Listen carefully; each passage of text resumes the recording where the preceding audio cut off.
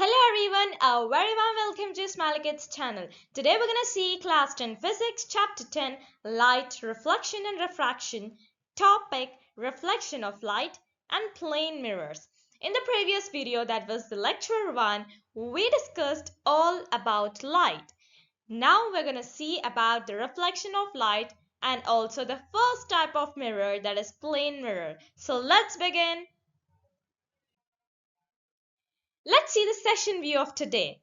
First, we're going to see what is reflection, followed by types of reflection, followed by laws of reflection. Then we have what is a mirror, types of mirrors, types of images, image formation of a plane mirror, and lateral inversion. So without getting late, let's begin it. First, what is reflection? The bouncing back of light after striking a surface in the same medium is called reflection. It basically means if I have the surface like this and there is a light ray passing, then after hitting this particular surface, it reflects back. And this reflecting back of light phenomena is known as reflection. Well, it's quite confusing. Let's add on to an example. Here we have the torch and this is our reflecting surface. Here torch is the light source and this is your reflecting surface. The green color surface is your reflecting surface. Now let's turn on the torch and see what happens. Well, what just happened? The light of the torch is reflecting back. Why? After once the light is traveling, it's striking the surface and it's reflecting back. This reflecting back of light phenomena is known as reflection. So the bouncing back of light after striking a surface in the same medium is termed as reflection.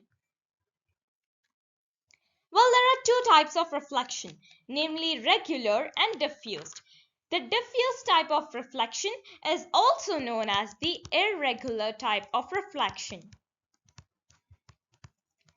So let's understand about each type of reflection in detail.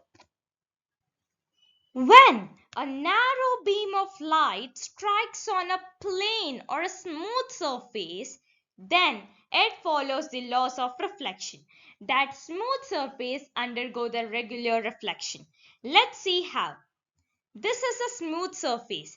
That means it is a plane surface. It does not have any ups and downs. Now, let's reflect a light ray. Well, we can see the reflection. Let's see it again.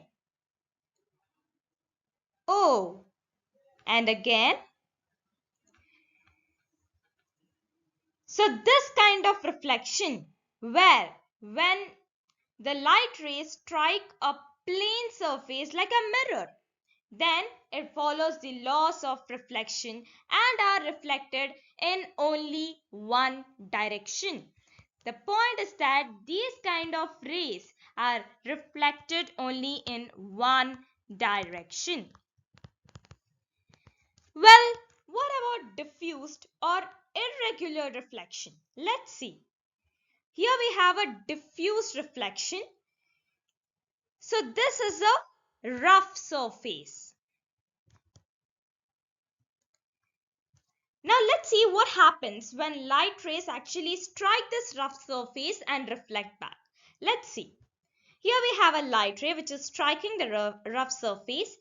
It is reflecting back like this. Let's observe another one. And another one. If we observe all the three rays, that is all the three reflected rays are generally reflecting back in different directions. So this means such kind of rays which are undergoing irregular reflection always move in different directions.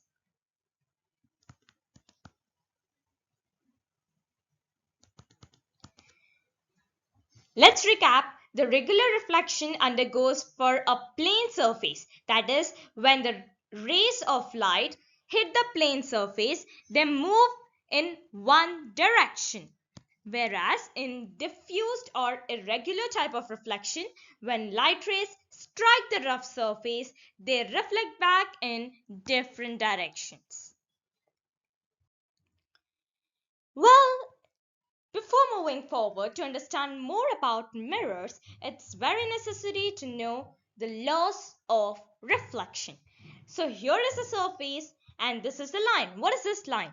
This line is known as the normal and is perpendicular to the surface. This particular line is known as the incident ray and this line is known as the reflected ray. Well, now this is the incident ray and this is the reflected ray. Now what are all this? Let's understand it in a simple manner. Let's say this is the surface and there is an incident ray. Now what is this incident ray basically? It is the ray which is actually striking the surface. Now there is a line in between. This line is called the normal and is perpendicular to the surface. And the incident ray, when it once hit the surface, it reflects back. And this particular ray is known as the reflected ray. Now, what are the laws of reflection? The first law of reflection says that the angle of incidence, the angle of reflection, and the normal all lie in the same plane. And the second law of reflection says that angle of incidence is always equal to angle of reflection. What is a mirror and how is a mirror formed? So first we're going to take a sphere and cut it like this. So here we emerge to a smooth surface like this. Now we know that this is a smooth surface, but how is this a mirror? That is what we have to know. Well, the side of the mirror has to be polished in order for it to be a mirror. So it can be polished by two things, either silver or aluminium. And when this particular surface is polished by silver or aluminium, then we can say that the surface which is obtained is a mirror. Now we have seen the formation of mirror, that is from a sphere we have cut it in such a way that we get a smooth surface, and on the smooth surface we have polished either silver or aluminium and got the mirror. But what exactly is a mirror? So to be precise for the definition of mirror, it is a highly polished surface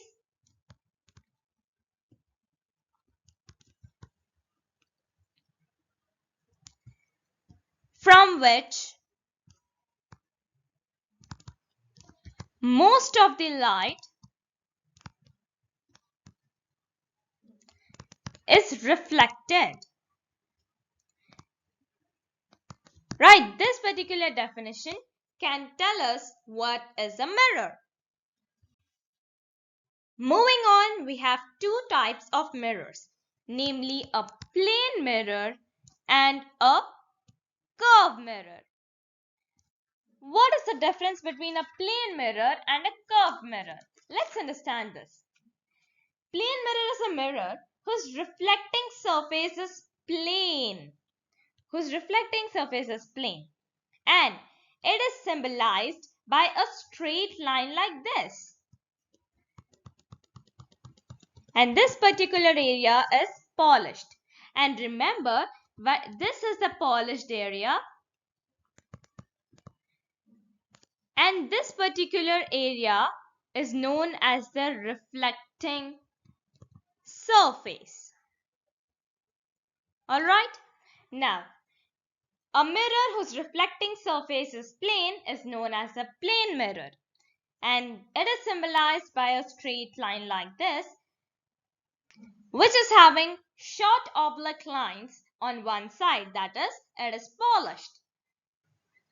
Now, what is the front of this mirror and what is the back of this mirror? We know that this is the surface, right?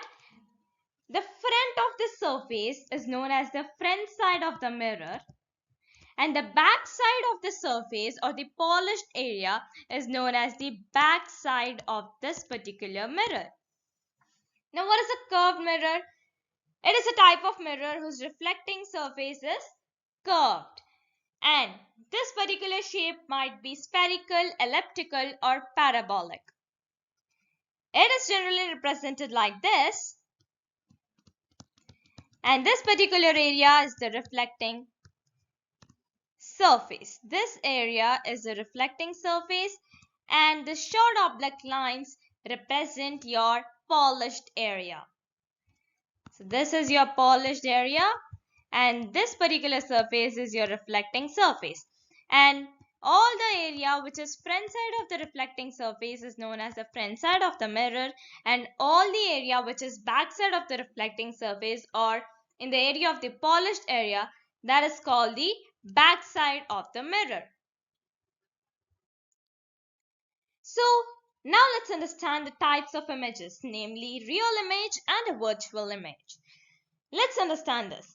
Here we have an incident ray which is reflecting like this, another incident ray which is reflecting like this, and another one which is again reflecting like this. Let's put this aside.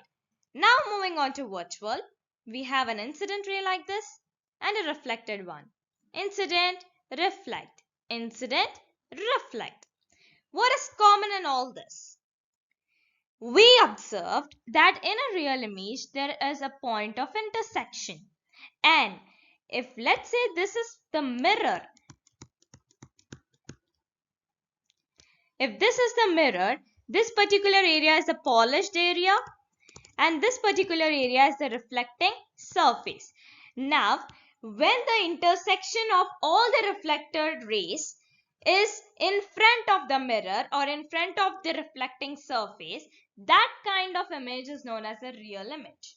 This means whenever the image is real, it means that the reflected rays meet at a point in front of the reflecting surface or in front of the mirror. This particular area is in the front and this particular area is the back of the mirror. So, whenever the image is formed in front of the mirror, it means that all the reflected rays met at a certain point in front of the mirror. Right? Then we have a virtual image. Do you think you can see any point of intersection between the reflected rays? Well, obviously not. But yeah, there is a method. So here, if I extend these lines like this, right, I can observe a point of intersection. And let me name this point as A, let's suppose. Now, let's move back to the concept. This is the reflecting surface. And let's make it a mirror right now. All the area in front of the reflecting surface is the front of the mirror. And this area is the back side of the mirror. And if we observe, there is no chance of intersection when these reflected rays are produced. Hence, when produced this reflected rays back, we are able to see a point of intersection at A. And such images which are formed behind the mirror are known as virtual images. So those reflected rays which meet backside of the mirror rather than front are known as the virtual images. Now let's understand a very important topic, that is the image formation of a plane mirror. Let's bring back our plane mirror and here we go. This is the object in front of the plane mirror and let's say this object it has a height of h.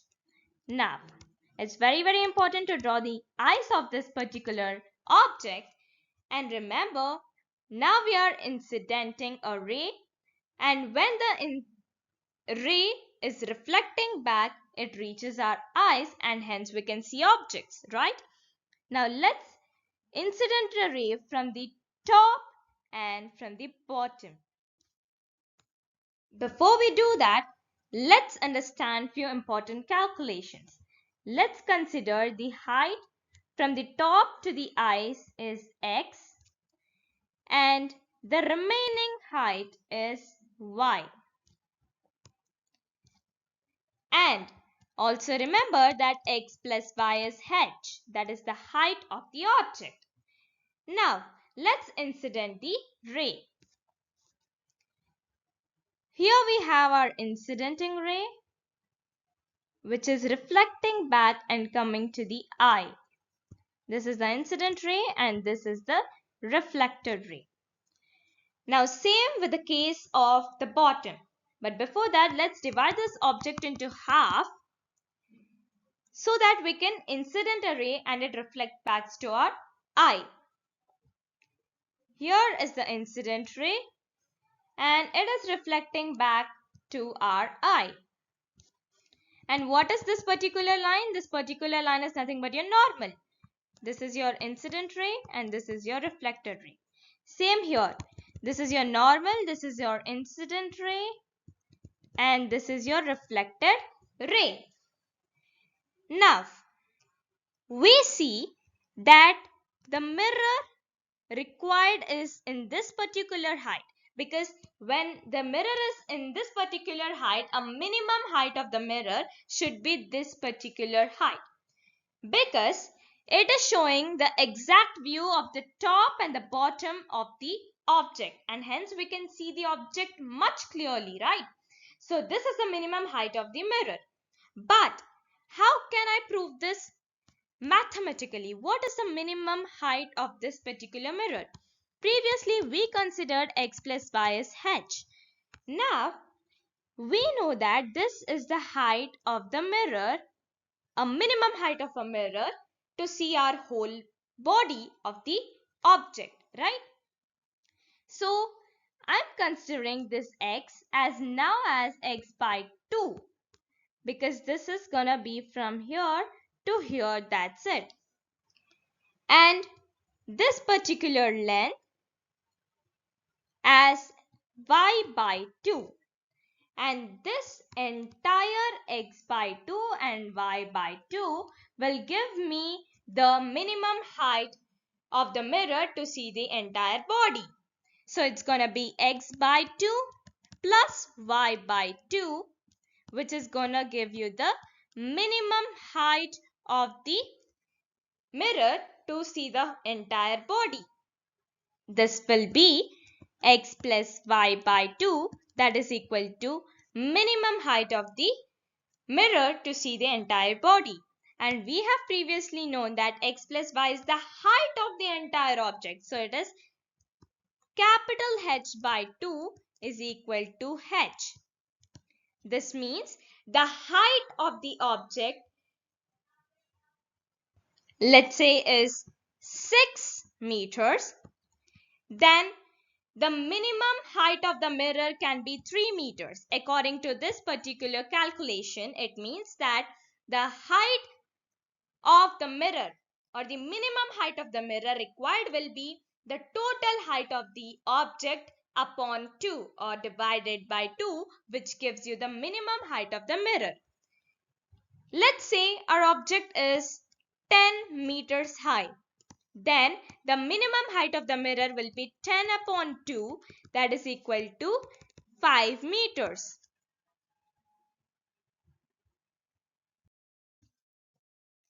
Now let's understand lateral inversion.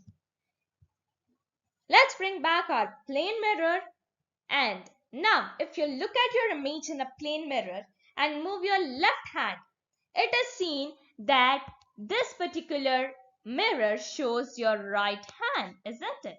It means that the left part of your object looks right and vice versa. Now let's understand few features of the plane mirror. First thing is that the image formed by the plane mirror is virtual and erect. Virtual in the sense the image is formed behind the mirror, and erect means upright. Alright? Then it is the same size as that of the object. Well, yes, the size of this, let's say, is at a height of h, then the particular image which is on the plane mirror will be also at the height of h. It is of the same size as that of the object, and it is laterally inverted. That is, right hand will show left hand and left hand will show right hand. Isn't it?